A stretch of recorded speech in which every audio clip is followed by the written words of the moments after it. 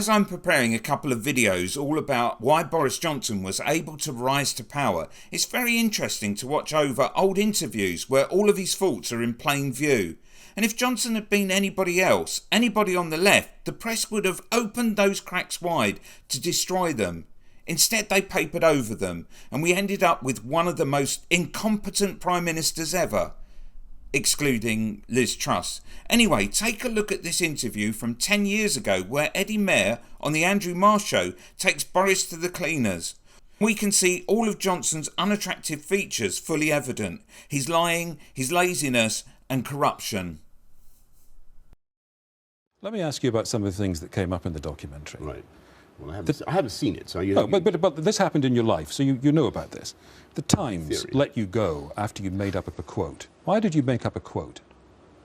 Well, this again, you know, these are big terms for what happened. Well, I can tell you the whole thing. I mean, I think are you sure our viewers wouldn't want to hear more about housing? If you don't want to talk about the made-up quote, let me talk about something. It was a long and lamentable story. Okay, but you made a quote up. Well, what happened was that I ascribed events that were supposed to have taken place before the death of Piers Gaveston to events that actually took place after the death. You made something up. Let me ask you about another little. I mean, I mildly sandpapered something. Let me ask you about a barefaced lie. Very embarrassing. I'm very sorry about it. Let me ask you about a barefaced lie. When you were in Michael Howard's team, you denied to him you were having an affair.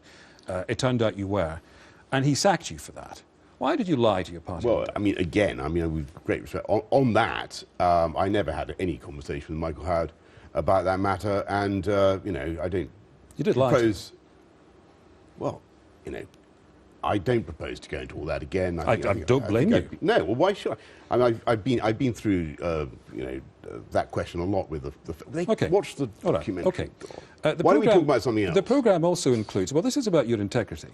Okay. The programme includes your reaction as you listen to a phone call, in which your friend Darius Guppy asks you to supply the address of a journalist, so that he can have him physically assaulted. The words "beaten up" and "broken ribs" are said to you. And you, having heard that, you tell your friend, Darius Guppy, you will supply the address.